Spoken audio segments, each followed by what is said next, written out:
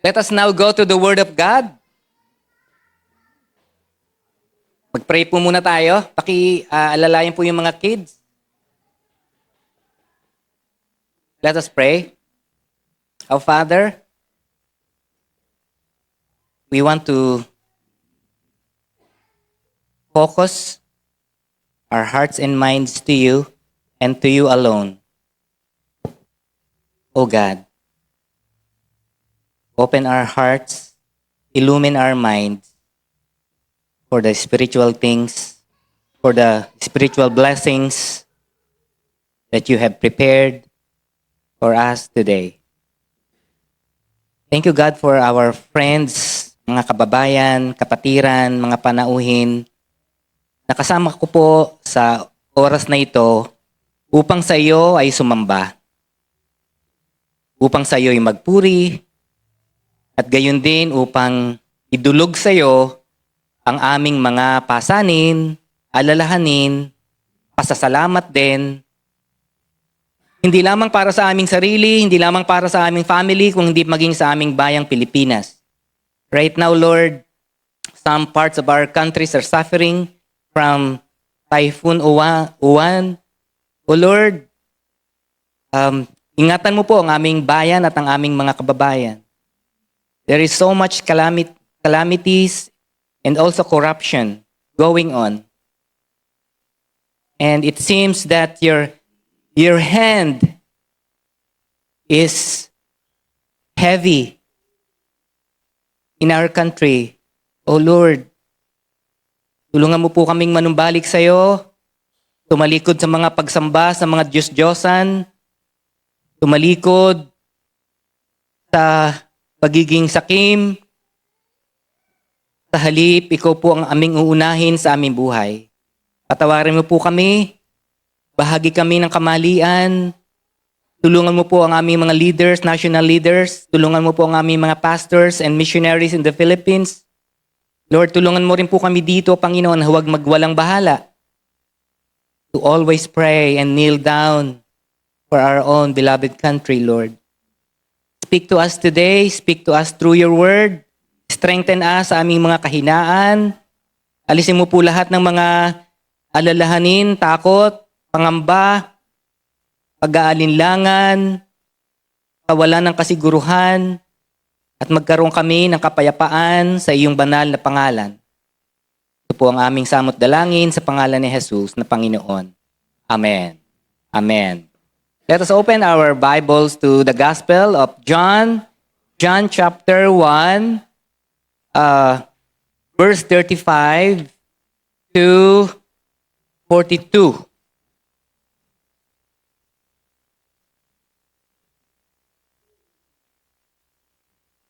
John chapter 1, 35 to 42. The next day, John was there again with two of his disciples. When he saw Jesus passing by, he said, "Look, the Lamb of God." When the two disciples heard him say this, they followed Jesus. Turning around, Jesus saw them following and asked, "What do you want?" They said, "Rabbi," which means teacher, "where are you staying?" "Come," he replied, "and you will see." So they went and saw where he was staying and spent that day with him. It was about the 10th hour. Verse 40, Andrew, Simon Peter's brother, was one of the two who heard what John had said and who had followed Jesus.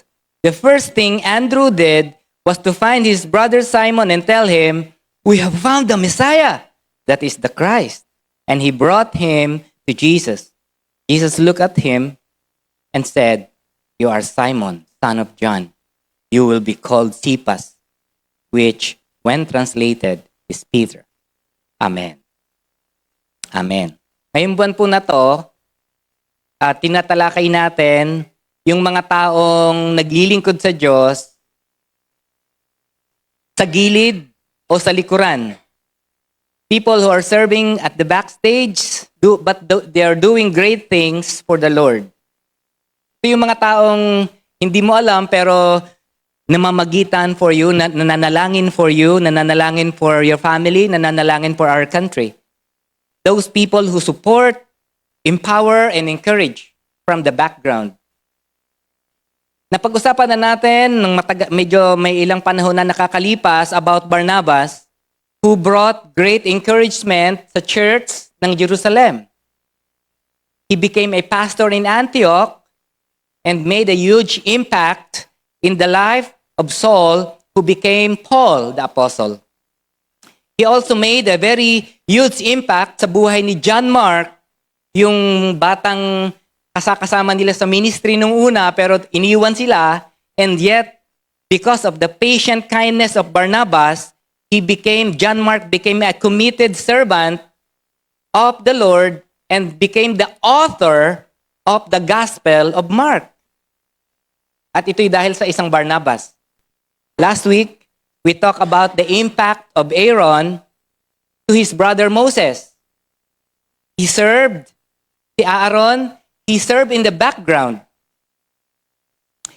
Yet, it was because of him that Israel had Moses. It was through the encouragement and support that he made that Moses became a great leader for Israel. Today, share ko po sa inyo ang tungkol kay Andrew, Tagalog ay Andres, the brother of the great apostle Peter. Andrew was one of the 12 disciples.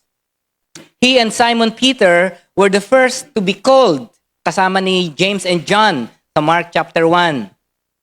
In Mark's Gospel, nakita ng Panginoong Jesus si Simon at saka si Andrew na naghahagis ng lambat at sapagkat sila mangingisda, tinawag sila ni Jesus, sumunod kayo sa akin, and immediately, they left their nets and followed Jesus. Natuwa tayo, nagulat tayo, namangha tayo by the way they responded. Sabi ng Bible, immediately they left their nets and followed Him. Our passage today could explain the reason why napakabilis naman nilang sumunod. But ganun kabilis ang kanilang pagsunod? This passage today from John chapter 1 magbibigay sa atin ng information bakit ganun very unreserved and very prompt yung kanilang pagsunod sa Panginoon. John the Baptist saw he saw Jesus and said, sabi ni John the Baptist, "Behold the Lamb of God who takes away the sins of the world." 2 times niya sinabi sa verse 29 and ngayon sa verse 36, right? The next day, John the Baptist was standing with 2 of his disciples nung makita niya si Jesus uli, second time, and he makes the same declaration. Sabi niya, "Behold, the Lamb of God." Itinuro niya si Jesus, siguro palapit siya o siguro dumadaan, at itinuro ni John the Baptist, "Behold, the Lamb of God." At kasama ni John the Baptist yung dalawa niyang disciples. His 2 disciples heard him. At itong dalawang disciples na ito, they began to follow Jesus. One of them was Andrew. Ito yung sabi sa verse 14, no, sa ating binasa kanina. Hindi na pinangalanan yung isa pang disciple, dalawang disciples ni John the Baptist, isa si Andrew, pinangalanan. The other one was not named, pero ang sabi ng marami, it was John, the beloved himself, the author of the Gospel of John. The author of this Gospel wants us to see more of Andrew. Gustong hindi na niya pinakilala yung isa pa, ang ipinakilala niya ay si Andres, sapagkat nais niyang makita natin yung devotion ni Andrew at yung kanyang caring heart. So today, let's be inspired by Andrew, a simple man who worked in the background, but his contribution was big in the kingdom of God.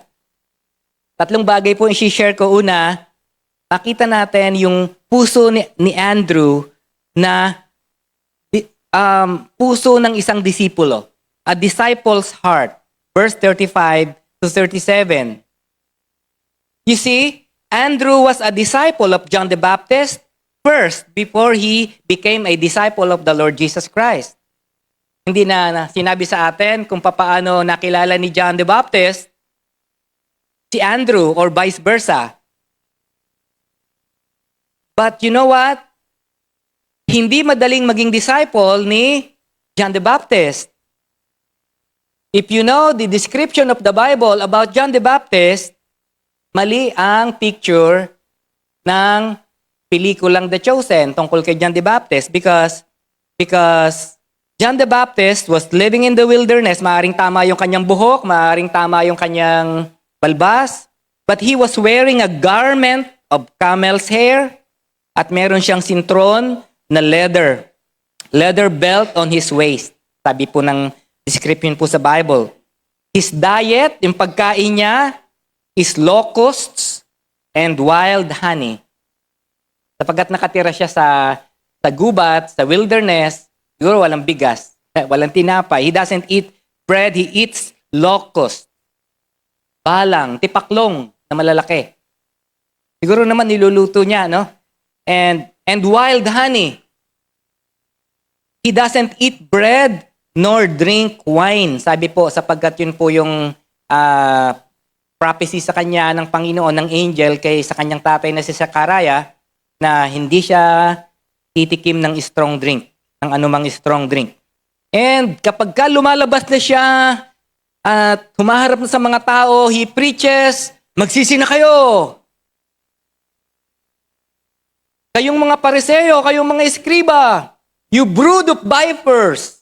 Ganun ang kanyang message, ganun ang kanyang preaching. And you can imagine Andrew standing by his side and serving him. Parang ang hirap maging taga-alalay and estudyante ng isang taong medyo weird sa pananamit, sa itsura, at sa pangangaral. Marami siyang kaaway. Maraming nalulungkot, nasasaktan sa kanya. But still, many people follow John the Baptist and they follow baptism of repentance by John the Baptist. Many people are too free-spirited to be a disciple. Sobrang wild, free. Ayaw nilang maging disciple ng sino man. Sapagkat ikaw yung naging disciple ng sino man, ibig sabihin, susundin mo siya, loyalty mo na sa kanya. So many people are too free-spirited to be a disciple. But Andrew had a disciple's heart. He is not a blind follower, however. He's not a blind follower. He knows that John the Baptist was Isaiah's prophetic fulfillment. He is the voice crying out in the wilderness, according to Isaiah, who calls, prepare ye the way of the Lord, sabi ni Isaiah. At ito si John the Baptist, ang tumutupad ng prophecy na yan. Now, Andrew hears John the Baptist pointing out to Jesus and say, the Lamb of God. John confesses that Jesus ranks before him. Mas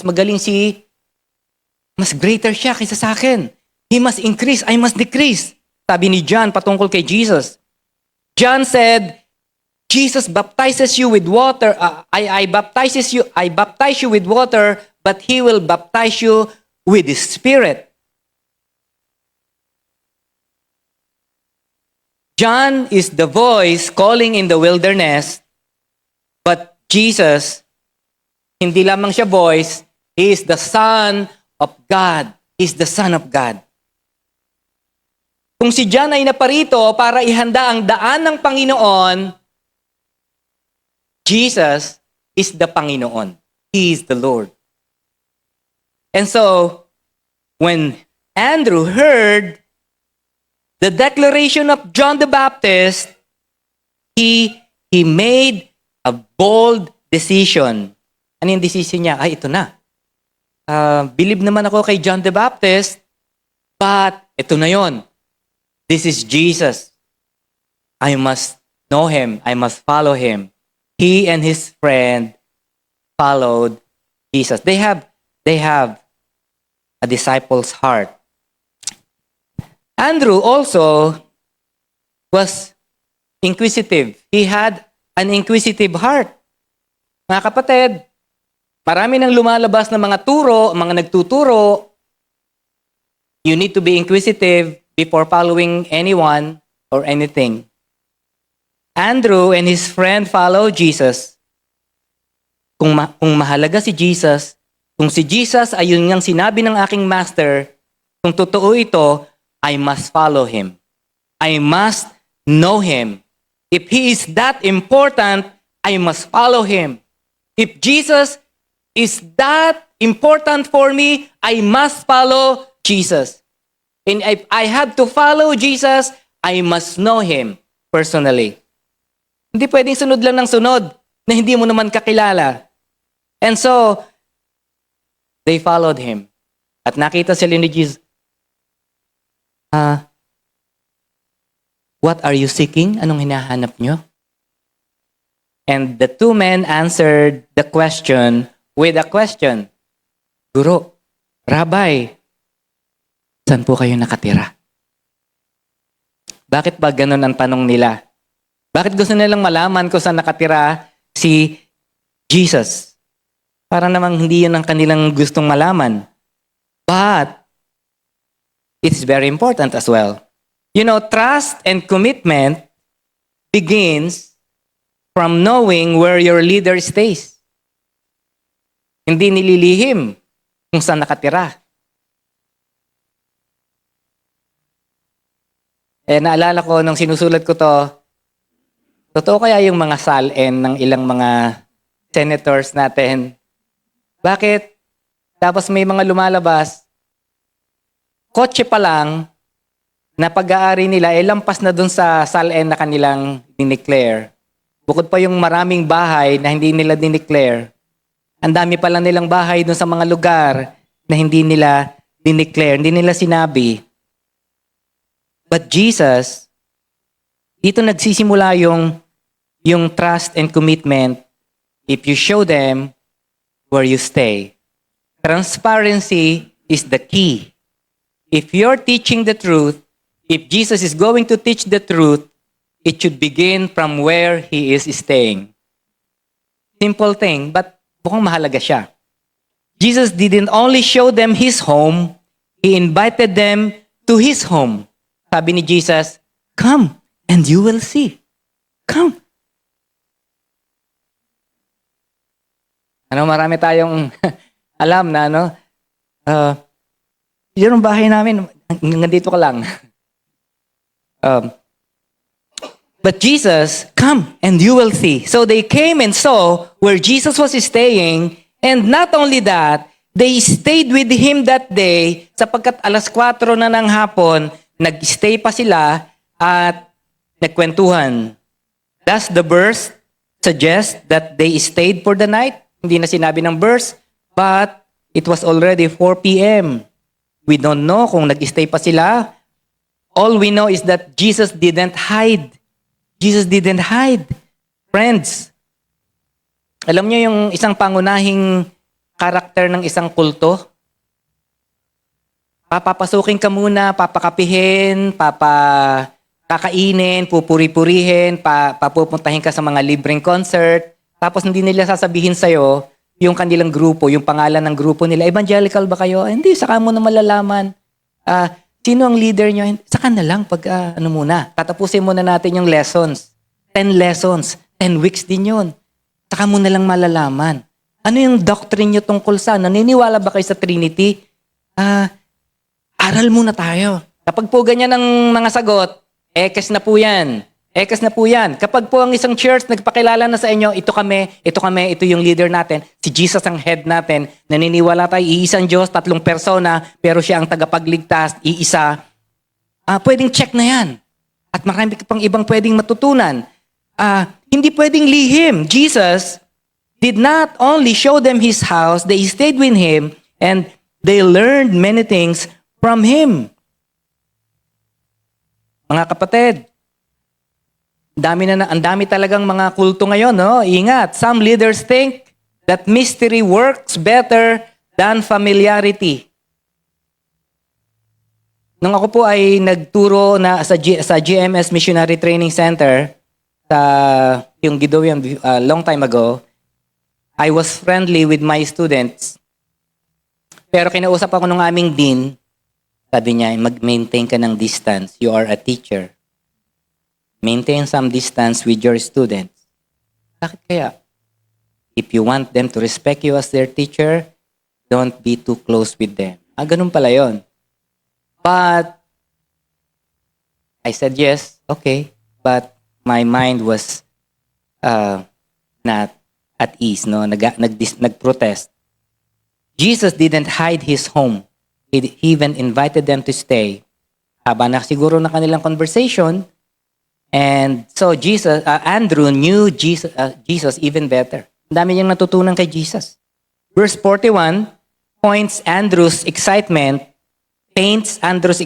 from that encounter. Sabi ni Andrew, ang una niyang hinanap, yung kapatid niya.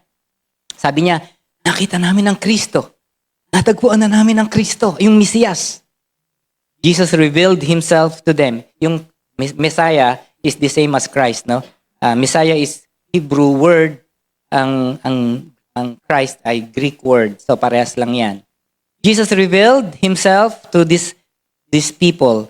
Andrew was excited, and so he shared it to his brother and even brought his brother, Simon Peter, para mas makilala pa niya si Jesus. So, we come to the third important information about Andrew. He had a soul winner's heart. Verse 41 and 42. Sinabi po sa verse 41, hinighlight niya yung kapatid niya, yung how Andrew finds his brother Simon and introduces him to Jesus. Tapos binigyan ni Jesus si Simon ng bagong pangalan, Cephas. Sa ibang versions ay Peter, sapagkat yung Cephas ay Aramaic counterpart ng Peter. So Simon Peter or Cephas, which means stone or rock. Okay, that was their first encounter. Ito yung una nilang pagtatagpo. And it was after these events when Jesus met them on the shore of Galilee, nang sila'y naghahagis ng lambat, na nakita sila ni Jesus, and Jesus called them to be his disciples. And they immediately left their nets and followed him. Napakadaling i-characterize si Andrew. He is good at introducing people to Jesus.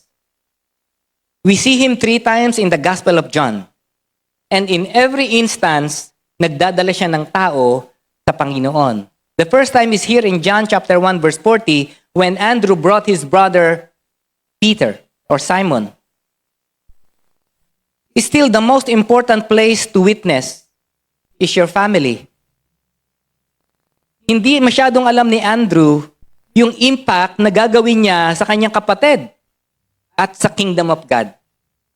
Sometimes, we didn't know that the person we reach out to Christ will become a great influence for the nation or to the world. Kaya tuloy lang sa pagdadala ng kaluluwa sa Panginoon.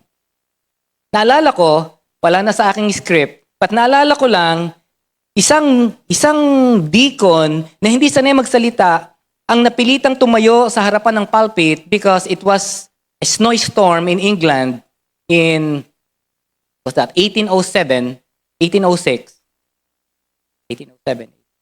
I forgot the exact year, but it was bagyo.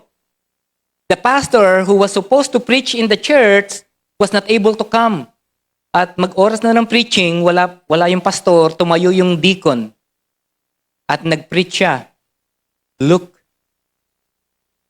nations, and you will be saved. Look, and you will be saved. Biglang may isang 15-year-old boy na pumasok at nakisilong sapagkat malakas yung snowstorm sa labas. Nakisilong siya. And this deacon doesn't know what to say more. 10 minutes na, wala na siyang masabi. nakita niya yung boy na pumasok, sabi niya, "You look miserable, but if you look to Jesus, He will change you. You will be saved. Look to Jesus," sabi nung deacon. Yung lalaki na yon, na saved no on that day, you know who is that guy? Charles Spurgeon. At ang kanyang patotoo, yung nagpipreach na yun sa pulpit, mukhang bobo. Sabi niya, looks stupid. Yun ang word ni Spurgeon do sa kanyang patotoo. But through his short preaching, I came to know Jesus. I was saved. I learned to look and I was saved. Tuloy-tuloy lang ang pagdadala ng kaluluwa sa Panginoon kahit feeling mo mukhang imposible ma-save. Mukha naman tuloy lang. Sapagkat yan po ang kapangyarihan ng Ebanghelyo, ang magligtas ng kaluluwa at mag-transform ng buhay. The second time we see Andrew is in John chapter 6. Jesus saw a large crowd coming to him and Jesus asks Philip, yung isa niyang alagad, where they could buy bread so that these people could eat. Verse 5, John chapter 6. Si Philip, magaling siyang magkwenta. Siguro engineer siya o mathematician siya. Sabi niya, ganito karaming tao, 200 denarii of money. Yung 1 dinar is 1 day wage, no? 200 days of work. Kukulangin. Imposible yan, Lord. But, here comes Andrew, bringing to Jesus a boy with 5 barley loaves and 2 fish. Sabi ni Andrew, meron po ditong isang bata, may 5 tinapay at 2 isda. Pero gaano kaya sasapat yun sa ganito karaming tao? Andrew thought that what he did was ridiculous. Imposible. Pero nadala niya yung bata sa Panginoon. Yet we know what happened next. Alam natin nangyari. Through that 5 loaves and 2 fish, kinakain ni Jesus ang mga tao, 5,000 men, aside from women and children. May nag-estimate, mga 12,000 daw yung lahat-lahat. Sabi ng iba, hindi, mga 15,000. Pero si John MacArthur, ang estimate niya mga 20,000 or hanggang 25,000 pa. Kasi mas marami daw kalimitan yung babae kaysa sa lalaki. 2 times pa mismo, minsan. At yung mga bata, halos kasing dami din kalimitan ng mga lalaki kapag sasamahan ng mga party. And so, they think that it could be more than 12,000 or 15,000 na pinakain through that 5 loaves and 2 fish. Ang tanong ko paano kayo nakilala ni Andrew yung bata na yon? From that great crowd. Andrew must have keen eyes. Mukhang palabati si Andrew. Mukhang friendly siya. And he had that exceptional resourcefulness. Nakita agad niya yung bata out of those so many people. Mukhang friendly din siya. Ang mga bata, kinakausap niya agad yung mga bata. Kumusta? Ano ka ba't kasama? Sinong kasama mo? Because it's in the mountain. It's in the wilderness. No? Tapos may isang bata nandun. Sino kasama mo? Siguro ganun si Andrew. Nag-aalala siya, wala yata. Bakit nakapunta ka rito sa bundok to? Malayo to sa kabayanan. Kaya nga gustong pakainin ni Jesus yung muna mga tao kasi gagabi na, bago umuwi, baka daw mahilo sila sa daan sapagkat si Jesus ay napaka-concerned, napaka-pagmalasakit din. Kaya gusto niyang pakainin din muna yung mga tao bago magsiuwi. Then we see Andrew again for the 3rd time in John chapter 12. Some Greeks wanted to see Jesus. John chapter 12 verse 20, 21. They came to Philip, itong mga Greeks na to. Pag Greeks, sinabi natin Greeks, mga Gentiles yan, They came to Philip, isa sa mga alagad ni Jesus, to request if they could see Jesus. Sabi nila, "Sir, we wish to see Jesus." Verse 21. Anong ginawa ni Philip? Ang ginawa ni Philip, he went to tell Andrew. Hindi siya lumapit kay Jesus. Lumapit siya kay Andrew. Andres, meron dong mga Greeks. Gusto lumapit kay Jesus. Ano gagawin ko? And it was Andrew who brought Philip to Jesus to bring the request. Philip may not be sure if Jesus would welcome Gentiles, non-Jewish people. Para kay Philip, the request was kind of sensitive. Baka magalit yung mga Hudyo. Kasi bawal yan sa mga Hudyo yung makipag-usap, makipag-mingle sa mga Gentiles. And so he felt that, tatanungin ko kay Andrew. Andrew was open-minded. He was not intimidated by Judaism of his time. And so he helped Philip bring to Jesus the request. Kaya sabi sa tradition, sa history, na Andrew went, nung wala na si Jesus, Andrew went and evangelized the Greeks sa Greece. He must have followed those Greeks that he brought to Jesus in John chapter 12. Kung pag umuwi ako sa Pilipinas, napapunta ako sa May Gawing Bohol, hahanapin ko yung na-meet ko sa SFM. Pag napapunta ako sa Cebu, wala naman akong kakilala doon. Hahanapin ko yung mga umattend na galing Cebu. O galing ng Zambales, Tarlac, wala naman akong kakilala doon. Hahanapin ko yung mga nag-attend. Nag-attend dati, na-meet ko dati sa SFM and so forth. Diba? When Andrew became a missionary, he went to Greece. And lumundag yata ako ng aking,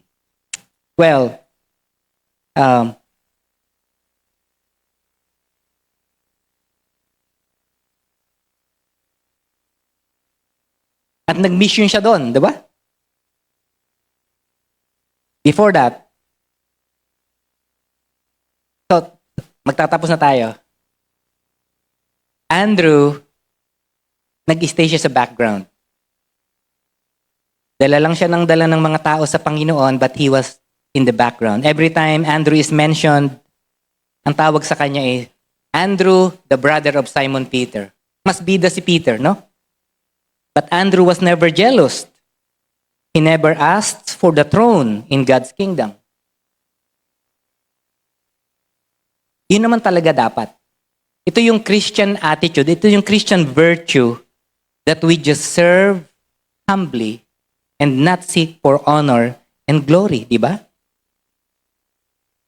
Andrew knows his place and he did good in bringing people to Jesus. Kailangan natin ng mga katulad ni Andrew.